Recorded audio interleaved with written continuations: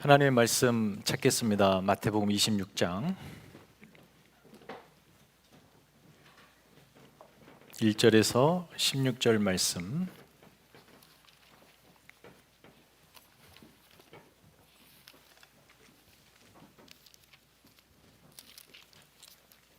신약성경 44면 45면에 있습니다.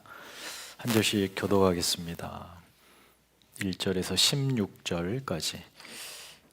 예수께서 이 말씀을 다 마치시고 제자들에게 이르시되 내가 아는 바와 같이 이틀이 지나면 유월절이라 인자가 십자가에 못 박히기 위하여 팔리리라 하시더라.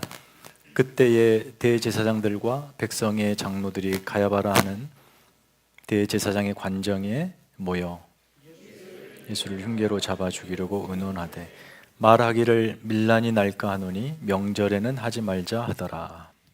예수께서 베다니 나병 환자 시몬의 집에 계실 때에 한 여자가 매우 귀한 향유 한 옥합을 가지고 나와서 식사하시는 예수의 머리에 부으니 제자들이 보고 분개하여 이르되 무슨 의도로 이것을 허비하느냐. 이것을 비싼 값에 팔아 가난한 자들에게 줄 수 있었겠도다 하거늘. 예수께서 하시고 그들에게 이르시되 너희가 어찌하여 이 여자를 괴롭게 하느냐. 그가 내게 좋은 일을 하였느니라. 가난한 자들은 항상 너희와 함께 있거니와 나는 항상 함께 있지 아니하리라. 이 여자가 내 몸에 이 향유를 부은 것은 내 장례를 위하여 함이니라. 내가 진실로 너희에게 이르노니 온 천하에 어디서든지 이 복음이 전파되는 곳에서는 이 여자가 행한 일도 말하여 그를 기억하리라 하시니라. 가룟 유다라 하는 자가 대제사장에게 가서 내가 예수를 너희에게 넘겨주리니 얼마나 주려느냐 하니 그들이 은 30을 달아 주거늘. 그가 그때부터 예수를 넘겨줄 기회를 찾더라. 아멘. 예. 우리 이 전후 좌우 옆에 분들께 이렇게 한번 인사하십시다. 십자가의 은혜로 사십시다. 십자가의 은혜로 사십시다. 아멘.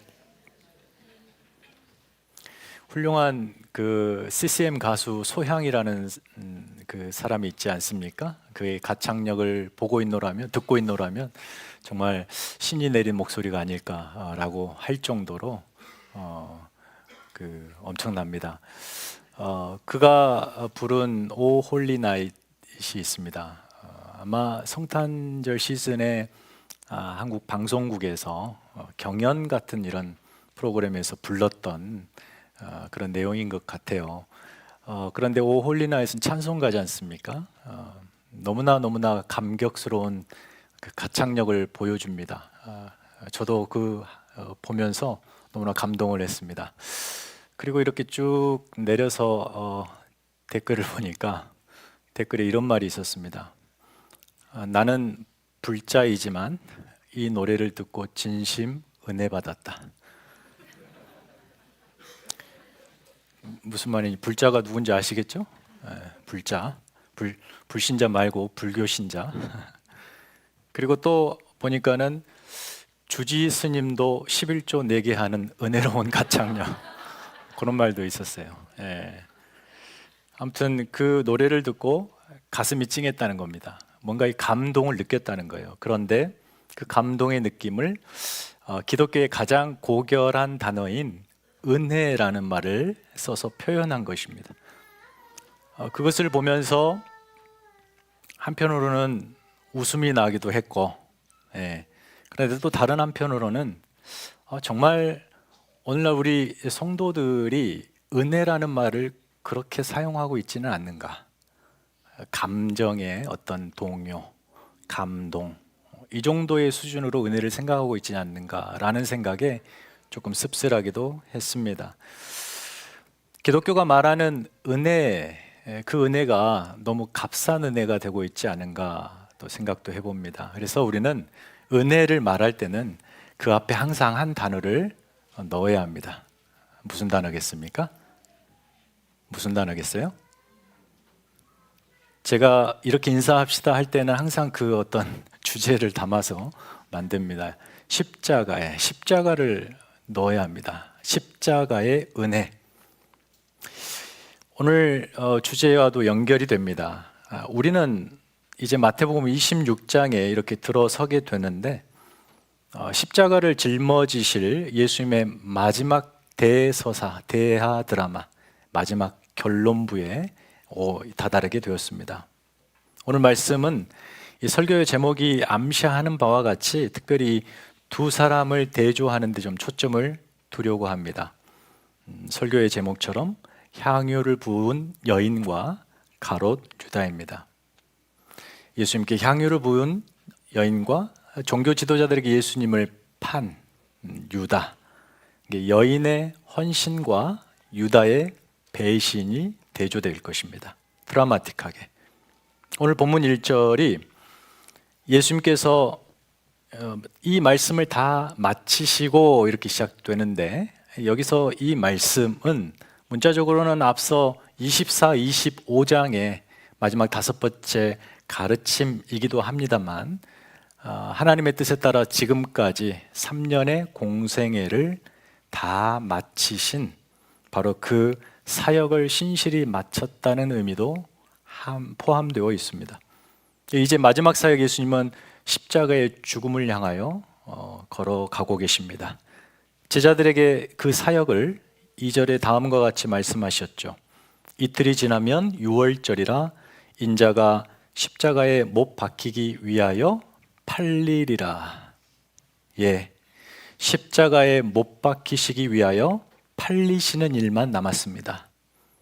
거기 팔리리라 라는 말은 넘겨지다의 넘겨지다라는 수동형이죠.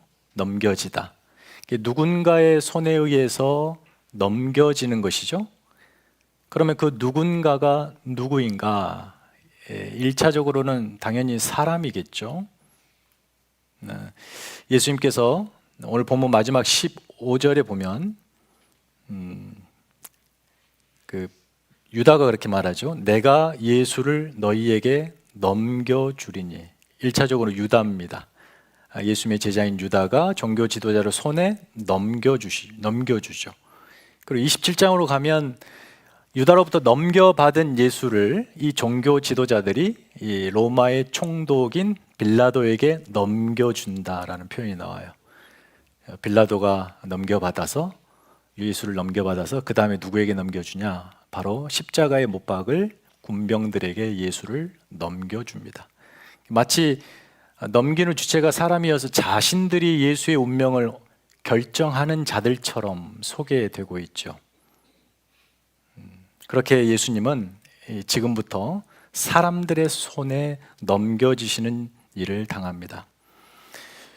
그런데 사실 예수님을 이렇게 사람들의 손에 넘겨주신 이는 다름 아닌 하나님이십니다.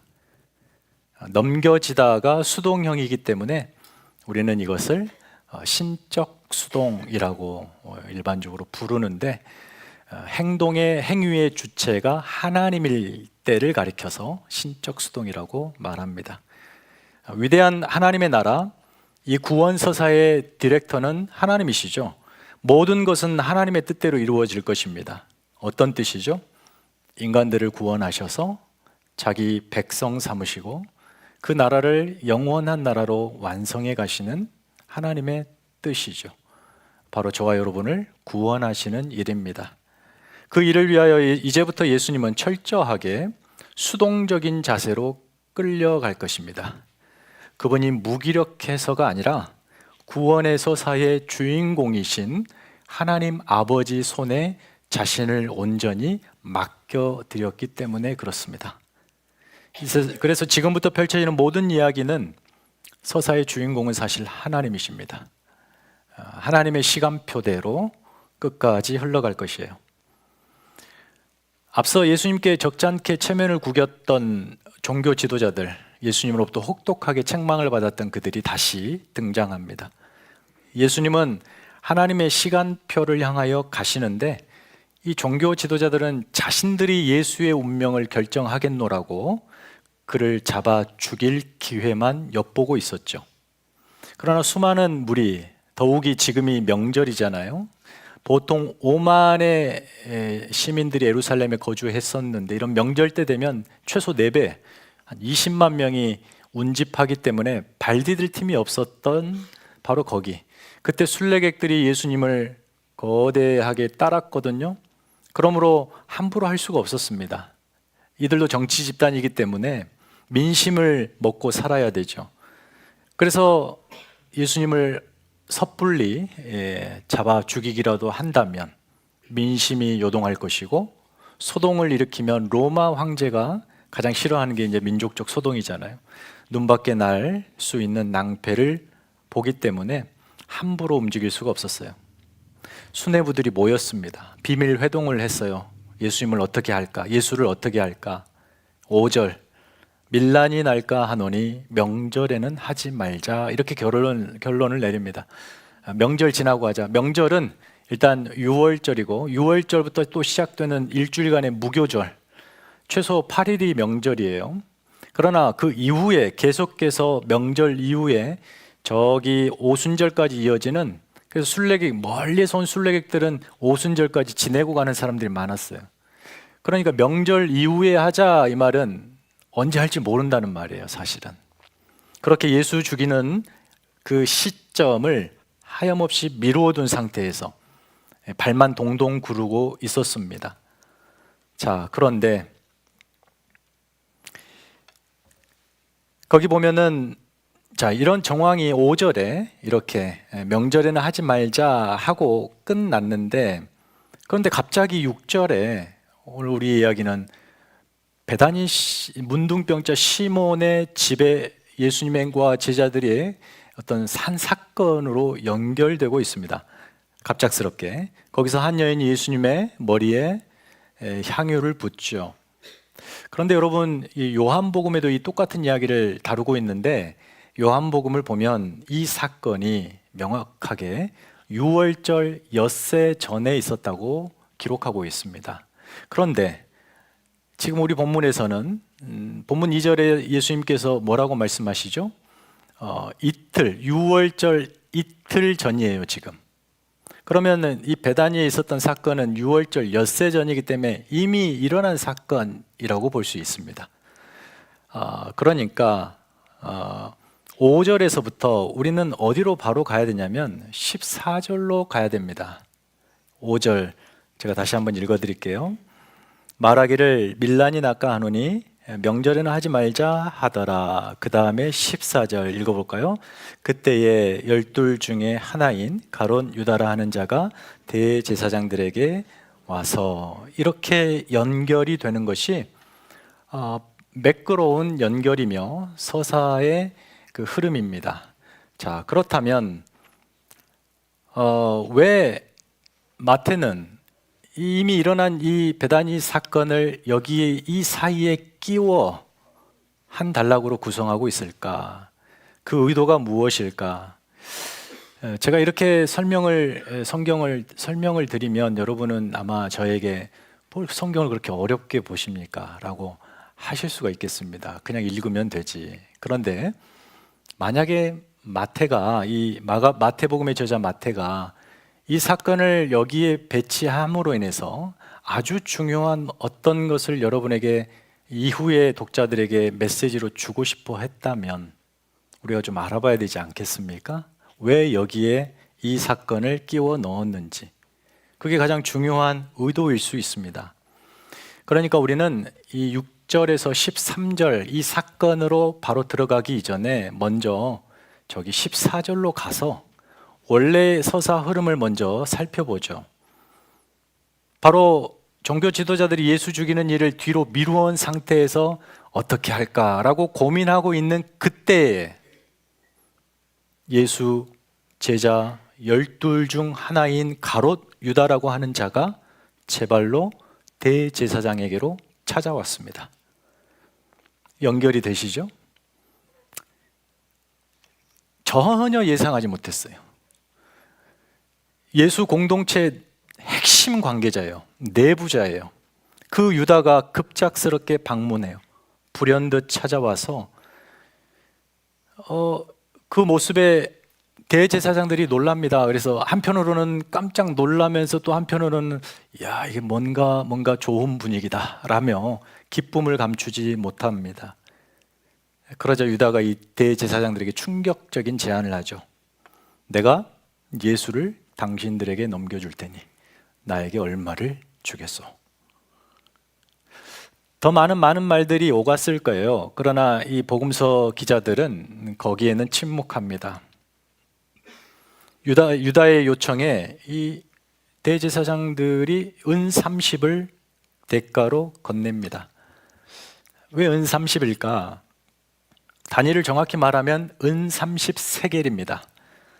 그러니까 4일치 품삯이 한 세겔, 30세겔은 4×3=12, 4달 임금이죠. 어떻게 보면 적지 않은 금액일 수도 있고 또 한편으로는 적은 금액일 수도 있어요.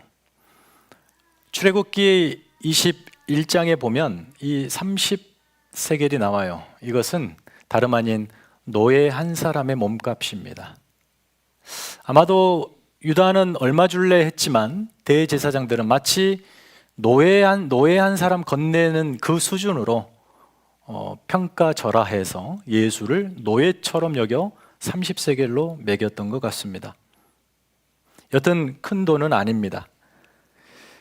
그러니까 유다가 예수님을 넘긴 까닭은 돈 때문이 아니었습니다. 그렇다면 왜 유다는 자신이 그렇게 3년 동안 따랐던 스승을 이렇게 종교 지도자들에게 넘겨주려 했던 것일까요? 이 대목을 우리가 짚고 넘어가야 본문을 이해할 수 있습니다. 유다의 별칭 가룟이죠. 가룟. 한국말로 번역된 가룟은 이스카리옷, 헬라어 이스카리옷인데 이것은 혁명 조직의 열심당원을 의미합니다. 다시 말하여 유대가 이 로마로부터 독립하게 하기 위해서 이 혁명 조직단들이 있었어요. 항상 몸에 칼을 품고 다녔죠.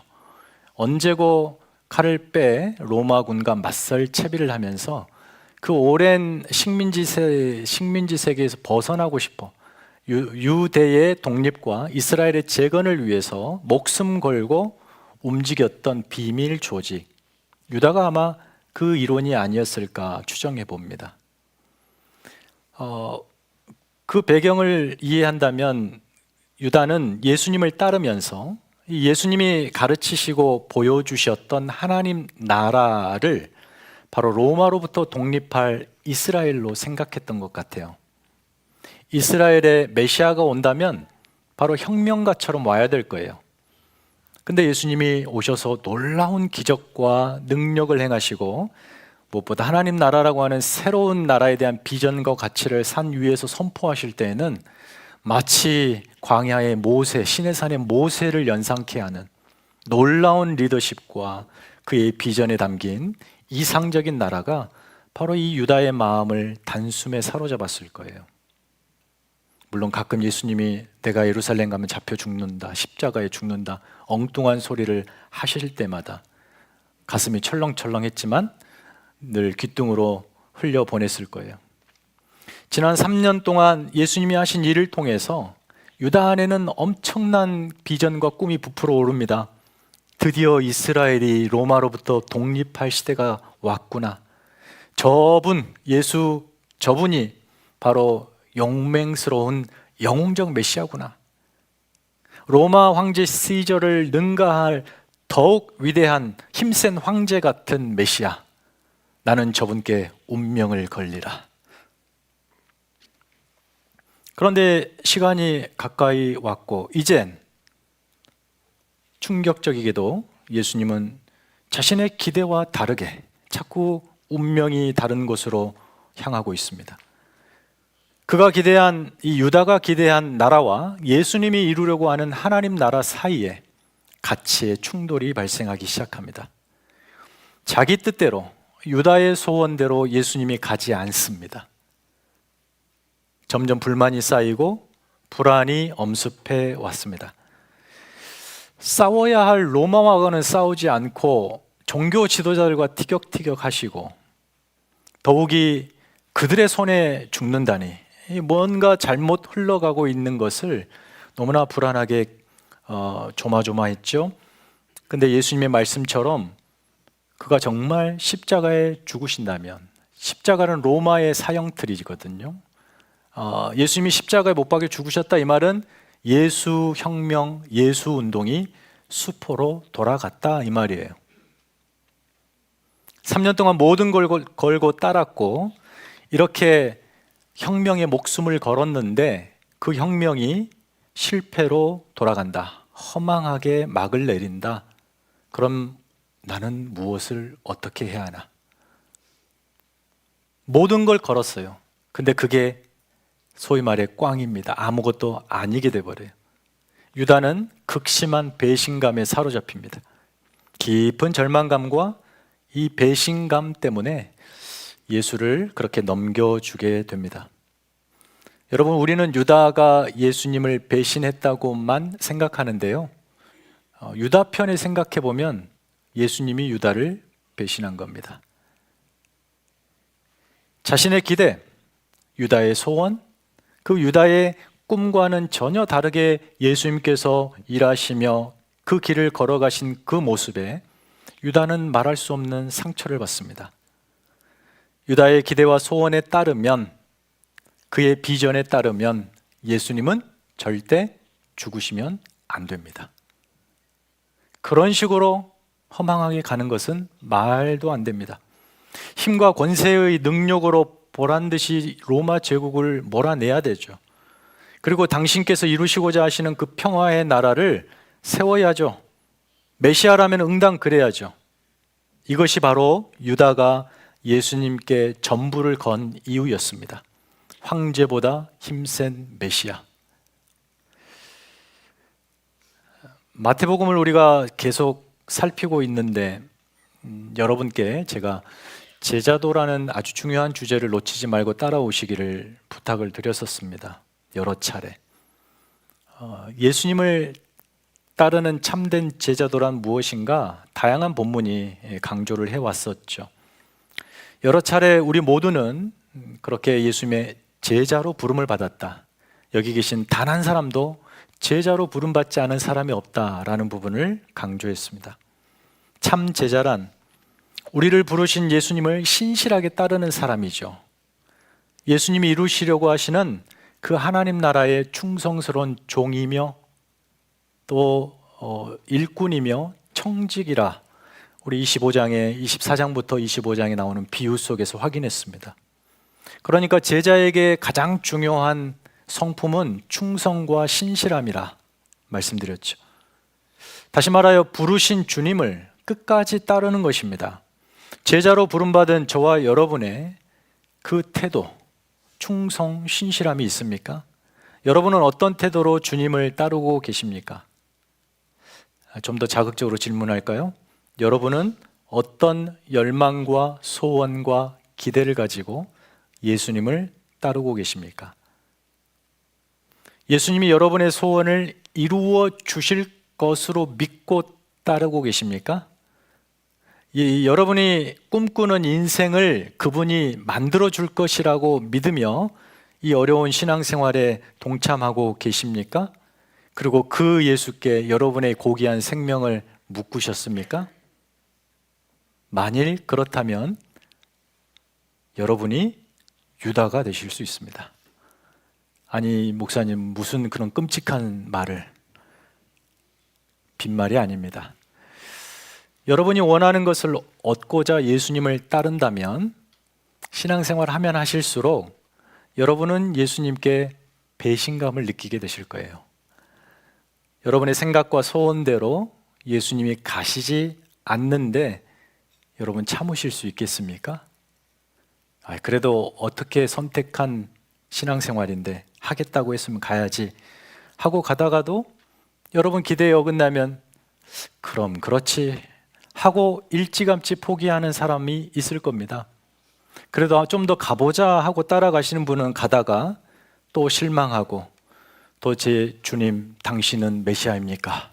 라고 묻기도 할 것이고 억울함을 호소할 거예요. 그래도 이를 꽉 다물고 정말 끝까지 가보자 하고 가다가도 또 주님이 자기 뜻 이루어주지 않으면 이제 거기서는 주님 이게 뭡니까? 도대체 이게 뭡니까? 주님께 대들 겁니다. 우리는 하나님이 우리 소원대로 움직여 주실 것을 기대하며 주님을 따르고 있다면, 유다가 그랬거든요. 유다의 따름과 크게 다르지 않습니다.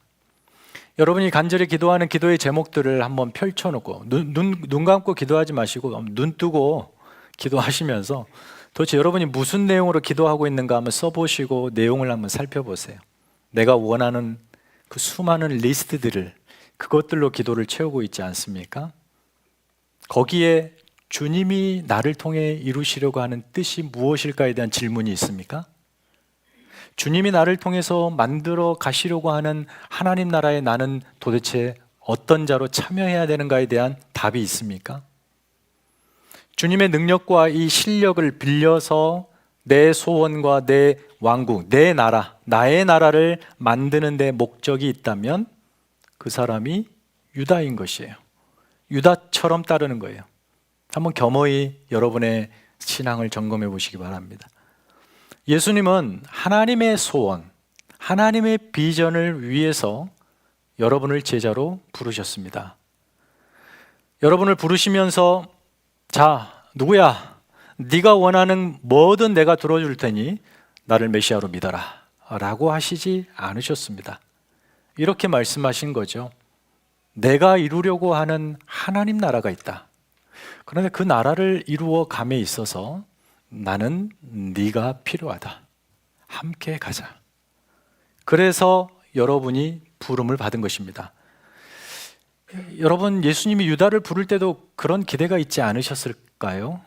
근데 하지만 유다는 예수님을 따르면 따를수록 그런 기대를 저버리고 자신의 욕망을 키워갔어요. 예수님을 자기 필요에 의해서 따랐고 그 일이 마침내 수포로 돌아가자 예수님을 팔아넘기는 돌아올 수 없는 강을 건너고 맙니다. 자, 바로 이렇게 1절부터 5절, 14절부터 16절까지 하나로 연결되는 유다의 배신 이야기가 있습니다. 그런데 바로 그 한 이야기를 쪼개서 그 안에다가 뭔가를 일부러, 오늘 점심이 샌드위치잖아요. 그 안에 뭔가를 끼워 넣듯이 이 한 여인의 이야기가 끼어 들어오면서 성경은 분명한 의도를 갖습니다. 실패한 제자의 본으로서의 유다의 배신과 올바른 제자의 본으로서의 이 여인의 헌신, 배신과 헌신을 대조하는 것입니다. 예수님과 제자들이 이 베다니 나병 환자 시몬의 집으로 들어간 이 유월절 엿새 전의 이야기 한번 들어보죠. 당시 남녀 동석이 금지된 시기, 남자들만 식사하는 한 방에 한 여인이 불쑥 들어옵니다. 다 황당하죠. 그러면 안 되는 거예요. 그런데 그 여인이 들어오더니 예수님 앞에 가서 식사하시는 예수님의 머리에 향유 한 병을 쏟아 붓습니다.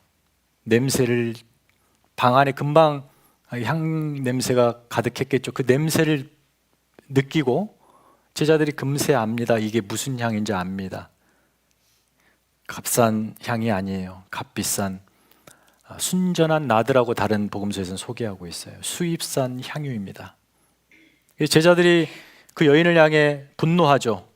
분노하면서 꾸짖습니다. 도대체 당신 제정신이냐고, 무슨 의도로 그렇게 값비싼 향유를 낭비하냐고 꾸짖습니다.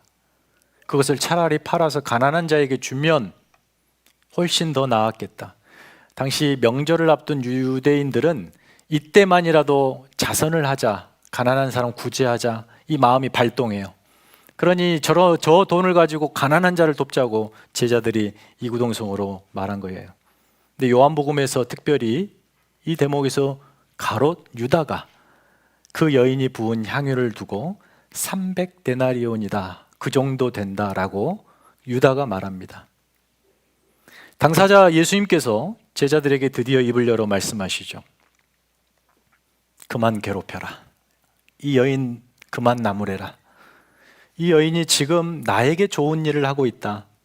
가난한 자들은 항상 너희 곁에 있을 것이다. 그러나 나는 그렇지 않다. 이 여인은 지금 나를 위하여 좋은 일을 하고 있다. 내가 곧 너희를 떠난다고 하지 않았느냐? 이 여인은 지금 내 장례를 위하여 이렇게 내 몸에 기름을 붓고 있다.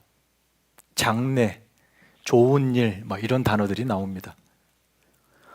예수님은 지금 이 여인이 값비싼 향유를 부은 것을 제자들은 쓸데없는 낭비라 그러고, 예수님은 좋은 일이라고 반대로 이야기하고 계세요.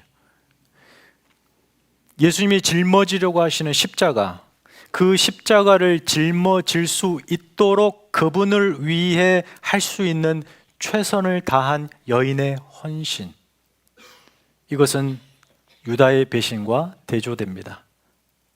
예수님이 십자가를 잘 지으실 수 있도록 자신이 할 수 있는 전부를 다한 것과, 유다는 뭐 했어요?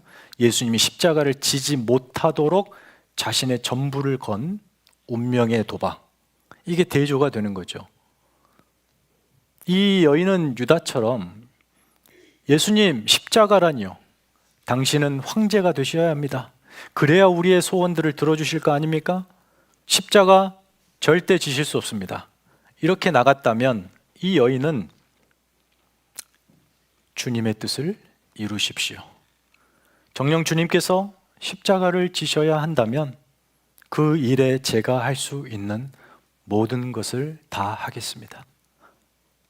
저의 필요를 원하신다면 그 필요를 위해 모든 걸 드리겠습니다. 이런 태도를 보였다는 거예요. 여러분, 한번 생각해 보십시오. 예수님이 십자가를 지시지 않고 계속 살아계셔서 유다의 소원을 들어줬다고 하십시다. 그래서 이스라엘 나라가 세워졌다고 해요. 그리고 죽으면 무슨 의미가 있겠습니까? 잠시 살다 죽을 우리의 인생의 형편과 처지만을 바꾸어주는 메시아라고 한다면, 물론 그것을 또 좋게 여기실 분이 계실 거예요. 그러나 만약에 우리의 죽음 이후에 영원한 사망, 죄의 심판 앞에서 아무것도 해주지 않는 메시아라면 그가 메시아겠습니까? 더욱이 죽기 전에 매일매일의 삶을 죄와 씨름하며 살아야 되는데 거기에서 아무런 도움이 되지 않는다면, 길을 제시해 주지 않는다면 그가 메시아겠습니까? 그래서 여러분 생각해 보십시오. 예수님이 십자가를 피하시는 게 좋겠습니까? 지시는 게 좋겠습니까? 무엇이 우리에게 유익하겠습니까? 그러니 현실이 내 뜻대로 안 풀린다고, 예수 믿고 따르는데 내 소원대로 이루어지지 않는다고 우리가 어떻게 예수님을 배반할 수 있겠습니까? 그것만 보고 따랐으면 배반할 수 있지만, 유다가 전부를 걸고 예수님을 배신해 버립니다. 전부를 걸어요. 거기에 자기 목숨을 걸잖아요. 그렇게 배신할 수 있었던 것은, 유다는 예수님의 죽음이 자신의 인생의 비극이라고 생각했기 때문에 그래요. 한편 이 여인이 전부를 걸고 예수를 섬기잖아요. 그렇게 할 수 있었던 것은 예수님의 죽음이 곧 자기 운명에 엄청난 변화를 가져올 것이라는 것을 기대했기 때문이에요. 이 두 사람은 완전히 다른 태도예요. 예수님이 이 땅에 오신 목적은 인간의 현실적인 소원과 기대와 형편과 처지를 충족시켜 주시기 위해 오신 것이 아니라, 보다 근본적으로 그 인간을 위하여 그의 존재와 운명을 새롭게 해 주시기 위하여 오신 것입니다. 그 일을 위해 반드시 십자가의 죽음이 필요합니다. 우리의 못난 현실, 죄된 현실, 죄악된 그 운명을 자신의 몸에 묻고 십자가의 죽음으로 들어가셔야만 돼요. 그래야 우리의 인생들이 죄로부터 자유, 사망으로부터 해방, 영원한 생명, 하나님 안에서의 누리는 영생을 얻게 되고, 기쁨과 평안, 영혼의 참 만족과 자유와 자랑을 얻게 됩니다. 그 일을 위해서 예수님이 십자가를 지신 거예요. 우리가 바로 그 예수 십자가의 은혜로 신앙생활을 하는 겁니다. 그냥 은혜가 아닙니다. 그냥 감동 조금 받았다고 은혜 받았단 말씀하지 마시고 그 십자가의 은혜가 내 안에 있는가를 생각해 보십시오. 예수님이 내 소원을 척척 들어주실 것을 기대하고 그분을 따르는 것이 아니라, 내게 베푼 은혜가 너무 커서 그 은혜 때문에 우리가 예수 믿는 것 아니겠습니까? 우리가 예수님을 사랑하는 까닭은 그분이 내가 그렇게 열심과 열정을 더할수록 내가 원하는 걸 들어주시기 때문에 사랑하는 것이 아니라 그분이 당신의 목숨을 걸고 우리에게 사랑을 베풀어 주셨기 때문에 우리가 그렇게 끝까지 주님을 따르며 신뢰하는 것 아니겠습니까? 예수님의 죽음이 가져온 저와 여러분에게 엄청난 축복이 있습니다. 우리가 그걸 참 모르는데, 왜냐하면 그게 너무 영적인 것 같아서, 보이는 현실적인 눈에 보이고 손으로 만져질 만한 어떤 복된 조건들이 아니어서 우리가 그것을 놓치고 사는데, 우리는 이미 예수 생명을 담보로 엄청난 은혜와 축복을 받았습니다. 그게 무엇입니까? 죽으면 천국 간다. 쉽게 이렇게 장래일로 미뤄두지 마십시오. 그런 의미에서 말하지 마십시오. 물론 여러분이 죽으면 천국 가겠지만 그런 의미보다도 우리가 지금 현실적으로 예수 믿어 받아들이는 은혜와 축복은 뭐냐?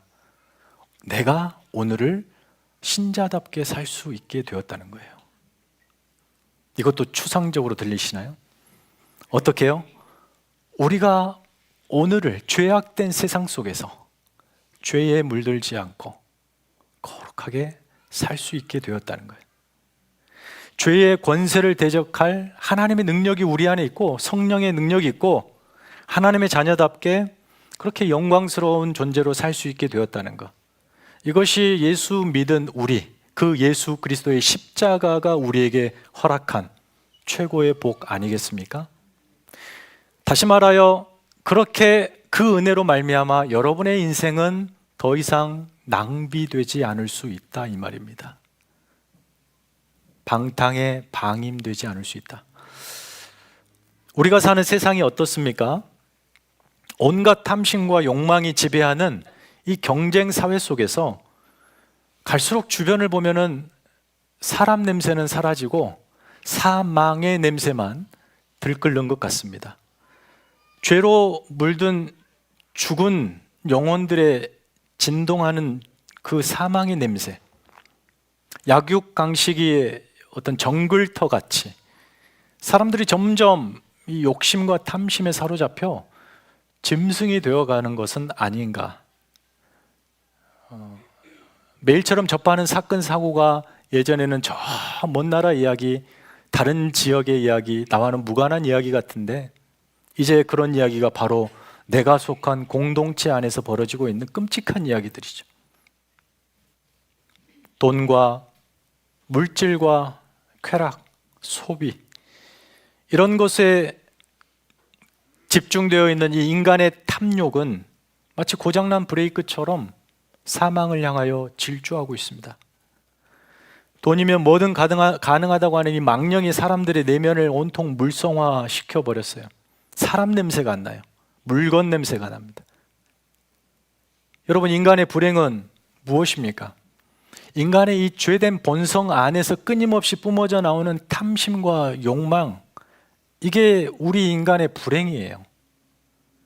탐심과 욕망이 내 삶에서도 충만하고 내 다음 세대인 우리 자녀들의 세대에서도 충만한 이런 대물림되는 사슬처럼 이어지고 있는 세상 속에서 정말 원하는 바 선은 있지만 선을 행할 능력은 없고 원치 않는 악은 나도 모르게 행하고 있고 그런 죄의 종, 죄의 노예로 사는 나, 그런 나를 끄집어내셔서 하나님 말씀과 하나님 은혜 속에 거룩하게 살 수 있는 내가 되는 것, 이게 큰 복이 아니고 무엇이겠습니까? 예수 십자가의 은혜로 말미암아 그분의 죽음과 연합되고 그의 부활과 연합되어 나는 죽었고 다시 산 새 생명으로 예수님을 닮고 하나님의 형상을 닮은 거룩한 존재로 내가 오늘을 살 수 있게 되었다는 거예요.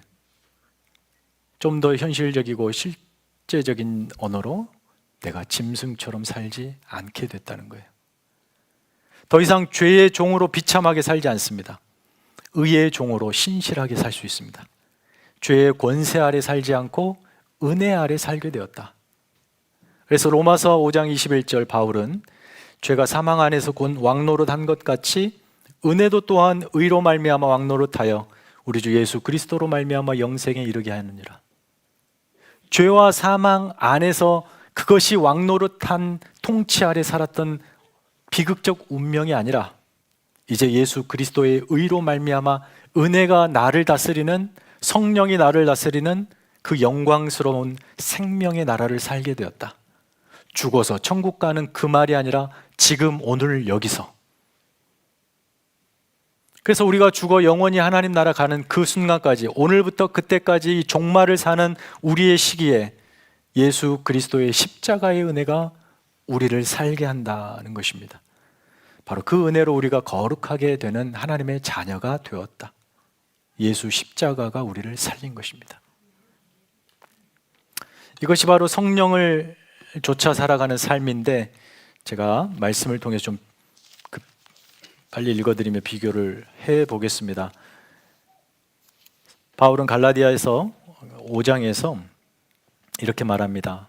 내가 이르노니 너희는 성령을 따라 행하라. 그래야면 육체의 욕심을 이루지 아니하리라. 우리가 성령을 따라 행하는 삶이 가능해졌다는 거예요.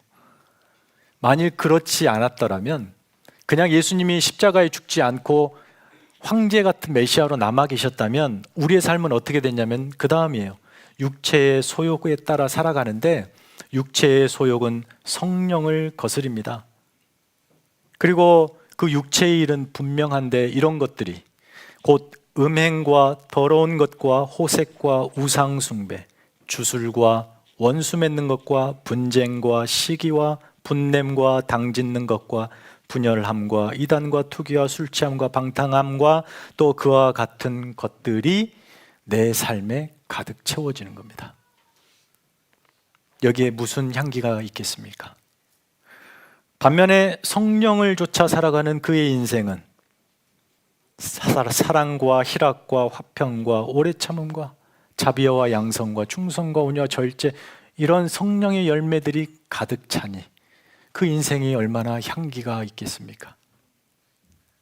우리의 인생이 어떤 인생으로 가야 되는가 명확하죠. 여러분, 유다의 인생에서 풍기는 냄새와 여인의 인생에서 풍기는 냄새를 비교해 보세요. 그저 내가 무엇을 가졌느냐, 소유에만 집착하며 더 좋은 것을 열망하며 예수 믿고 따른다, 그것이 신앙생활이라고 생각하는 그 삶의 자리에는 죽음의 냄새만 가득할 것이에요. 하지만 예수 십자가의 은혜로 사는 자, 성령에 이끌려 사는 자, 그래서 자신의 생애가 하나님의 뜻을 이루어 드리는 좋은 일에 쓰임받고 드려지고 부어지는 자, 그의 생애에는 바로 이 여인의 향유 냄새 가득한 그 방, 그 삶, 생명의 냄새가 가득할 것입니다. 여러분, 여인이 부었던 이 향유는 여인이 갑부여서 그렇게 한 것이 아닙니다. 아마도 이 300데나리온 되는 이 향유는 이 여인의 전 재산일 수 있어요. 그래서 이렇게 본문을 유다와 연결시키지 않고 이 여인 이야기만 딱 떼서 보면 강조점은 분명하죠. 이 여인처럼 여러분도 예수님을 위해 헌신하십시오. 헌금 열심히 하시고 시간 들이시고 열정 쏟아 헌신하십시오. 결국 이렇게 강조점이 흘러갈 수밖에 없는데, 이 여인이 부어드렸던 전부가 그 인생 전체라고 생각한다면 헌금을 많이 하고 이런 문제가 아니고, 보다 더 근본적으로 그녀의 인생 전부가 예수 십자가 그 영광스러운 일에 부어졌다는 것은 자신의 생애 전부가 단 하루도 낭비되지 않는 거룩한 순결한 향기가 됐다. 하나님께 드려진 가치 있는 의미 있는 인생이 되었다. 이 말 아니겠습니까? 그러나 유다는 어떻습니까? 대제사장들로부터 받은 은 30으로 그가 부자 되어 삶이 형통했습니까? 그 배신에도 참지 못하는 억울함과 원통함과 배신했다는 죄책감에 의해서 그 은 30을 어떻게 해요? 다시 성전 그 뜰에 던져버리고 자신은 스스로 목숨을 끊는 비참한 생애를 맞이하죠. 그의 유다의 전생에는 그래서 뭡니까? 낭비죠. 이보다 더 큰 낭비가 어디 있습니까? 여인과 유다 두 사람 모두 예수께 전부를 걸었습니다. 그러나 한 사람은 그 전부를 주님의 뜻을 이루는 인생에 부어졌고, 한 사람은 자기 욕망을 성취하는 데 부어졌습니다. 어떤 인생이 낭비일까요? 여러분은 유다가 아닌 이 여인처럼 여러분 생의 전부가 하나님 나라와 그 영광을 위해 부어지고 주님께 좋은 일을 헌신하는 모두가 되기를 축원합니다. 찬양하십시다. 다 함께 일어서셔서 내게 있는 향유 옷값 찬양합시다.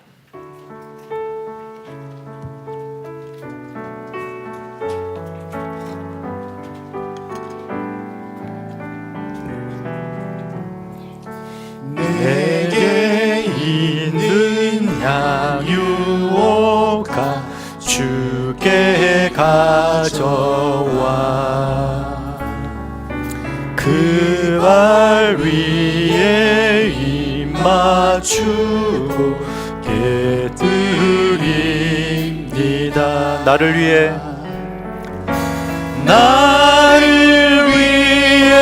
험한 산길 오르신 그 발 걸음마다 크신 사랑 새겨놓았네.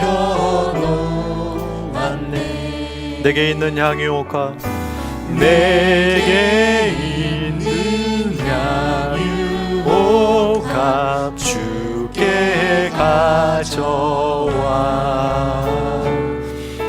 그 발 위에 입 맞추고 깨뜨립니다. 나를 위해 십자가에